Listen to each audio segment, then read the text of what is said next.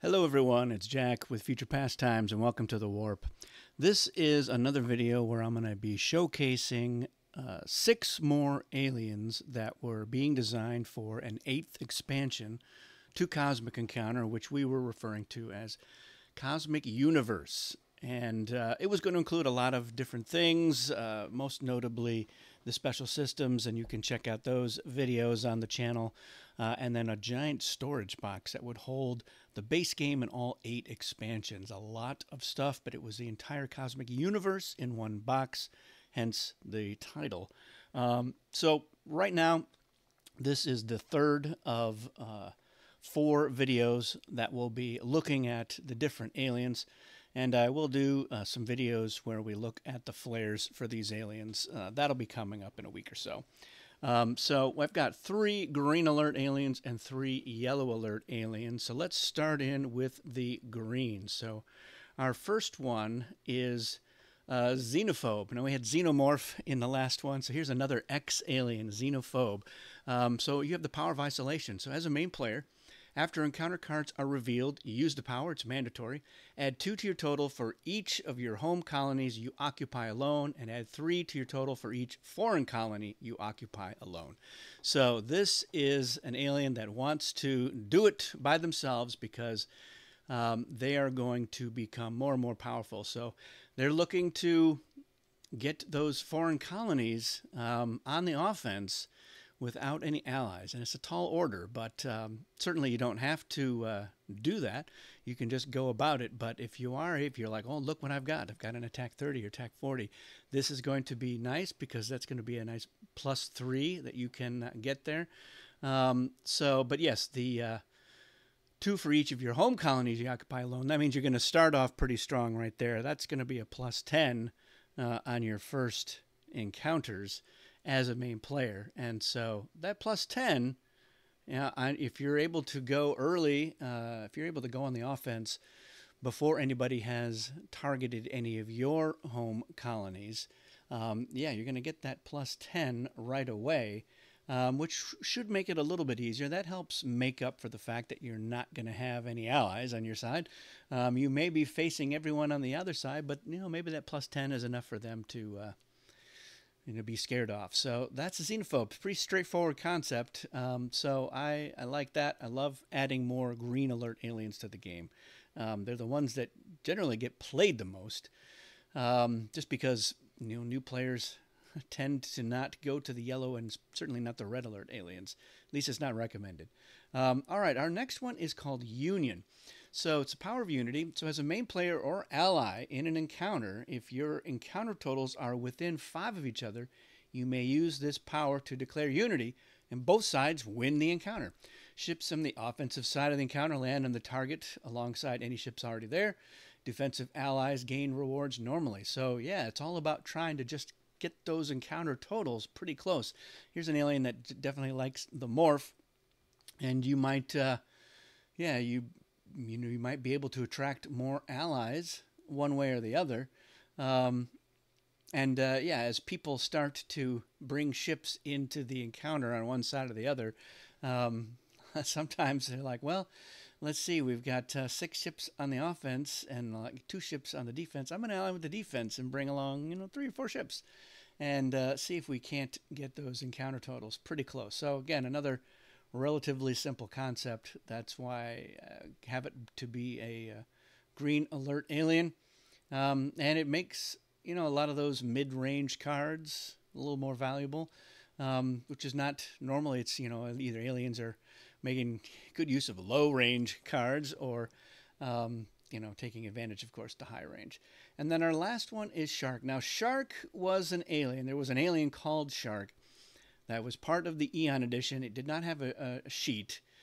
And the idea was it was there to help you bring in an extra player who didn't have a system.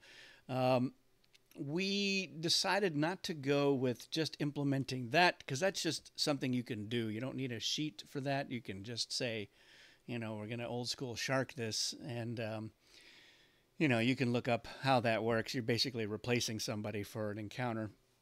But Peter and Bill and other members of Future Pastimes have wanted to fill out the entire Fantasy Flight edition with, if nothing else, at least the names of aliens from the past. So we had gotten Zilchin, which is a similar alien.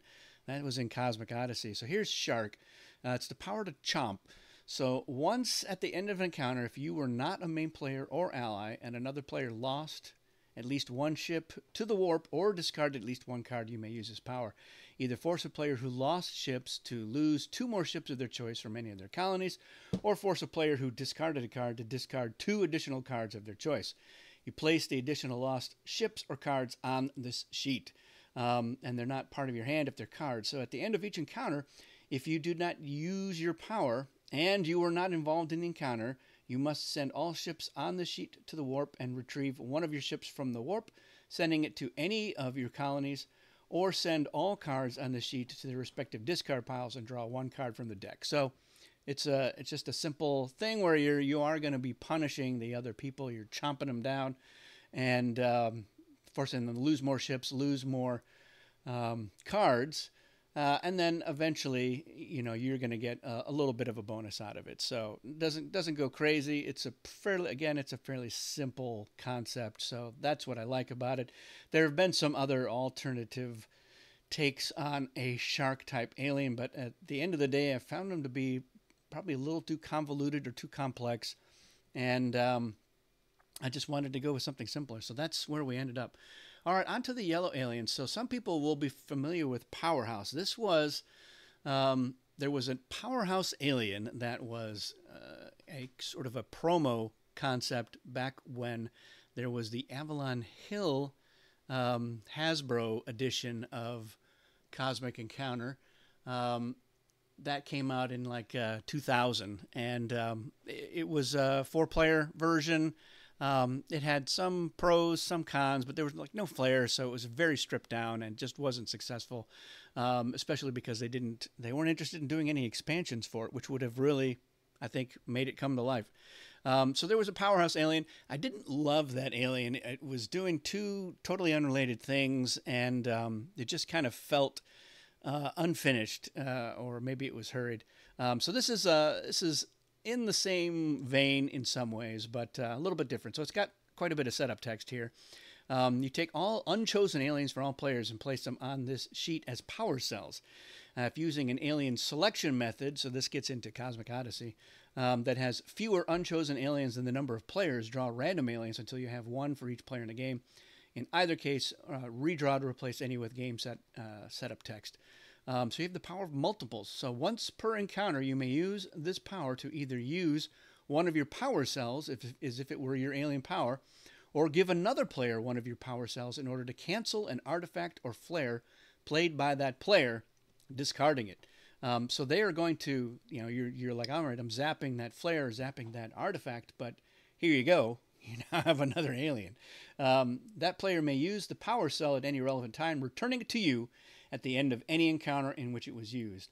Whenever a power cell is used or returned to you, turn it face down on the sheet. Turn all power cells on the sheet face up at the start of your turn. So the original Powerhouse, and actually, you know what? Why don't we go over here? Don't mind me. This was from a previous. So we're going to go over here because I know that we can look it up on the warp. If we go over to here. I probably should have had this ready to go, but let's just type in power broker, Powerhouse. So power of extra power. You may use an encounter card, so any encounter card, to cancel any artifact card. That seemed a little bit too absurd to me. It was like the power of nobody else can play artifacts. When any other player plays an artifact, you may play an encounter card which stops that artifact. Your encounter card and the artifact are discarded. You may not use this to cancel a Cosmic Zap played on you. And then separately, anytime before cards are played in an encounter, you may pick a random unused alien power card and use that power as well as your own during the encounter. You must discard the power at the beginning of the next encounter. And so you can see that there's some similarities, but I like how this is working out. The aliens are already predetermined and pre-screened in some ways. And you do have this way to cancel an artifact or a flare, but it has a cost to it. So you're like, all right, well, I'm giving you the chosen, and you can use that at one point, and then I'll get it back. So there's a little bit of a trade-off there. You're getting the immediate benefit of like, oh, somebody was playing a quash to cancel our deal, and I'm like, you know what, I'm going to give you this alien to cancel that. So I like this a little bit better. It still has, it's peripherally the same alien, but I think it's organized a little bit better. But let me know in the comments what your thoughts are. Here we have Attacker. Now, if you remember in our first video, we had an alien called the Negotiator. That was one of the deck aliens.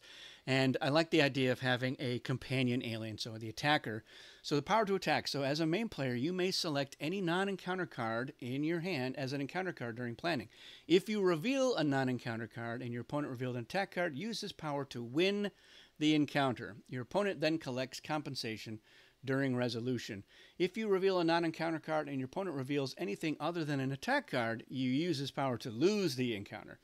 If your power is zapped, you lose the encounter, but collect compensation during resolution. So, yeah, I liked this. It was almost green, except they're just like, oh, how do we deal with this alien that that the attacker can do this? Again, they can just win an encounter by playing, a reinforcement as their encounter card or playing a flare. And so if you're like, well, you know what? If I negotiate, I will win this encounter. So, yeah, that's maybe a better way to to counter it. So there's a little bit of a mind game, which I love aliens that do that. Will they use their power? Won't they? I've got to make my decision without knowing. So I love this sort of thing. And then finally, we have Insurgent. So this one is pretty crazy. It's a power of collateral. Whenever you are entitled to compensation, you may use this power to take ships from the opposing players for some or all of your compensation. You may target ships on any colonies from any or all players that opposed you in the encounter. Ships on this sheet are considered captured. When other players take compensation from you, they may retrieve their own ships from this sheet as some or all of their compensation, sending those ships to the warp. So, the Insurgent, you're going to be like, all right, do we let do you just play your negotiate and screw people up, or do you threaten to do so, and then maybe you're getting into a deal situation? So that's why I love Insurgent. It's again, you're messing with people's minds, and then you're messing with their foreign colonies, most likely. So what's nice about this is there's only a couple of aliens that do that. So I felt like this was a good territory to add another alien with that. So Hate and Bully can do that, and now Insurgent can also do it. But again, you have some agency over whether or not that's going to happen. And and then I like that those ships, they're out of the game, but you have a path to get them back if you want. So there you have it. Those are the 6 more aliens. There's 6 left, which I'll do in a subsequent video. Let me know your thoughts on this. Again, it would have been part of Expansion 8, and I encourage people to send their letters. Send your letters to Fantasy Flight saying, you know what, let's have one more. And suggest that they just crowdfund it. I think that's the best solution. If they don't get enough interest in a crowdfunded, whether it's Kickstarter or GameFound or what have you, then they're not out anything if they end up not getting enough support with that crowdfunding. But if they do get enough, they'll know, and they can print. They can limit it to just printing as many as the people signed up, maybe a few extra. But I think there's enough people who would want, 1, a big storage solution for everything, 2, more aliens, especially because there's a good number of green and yellow. There's only 2 red alert aliens, new types of aliens with the deck aliens. And then, of course, the special systems. That's what I want the most, is those 42 special systems. Could probably do more if it was crowdfunded, to be honest. So there we have it. That's it for this one, everyone. Thanks for watching. We'll see you again soon.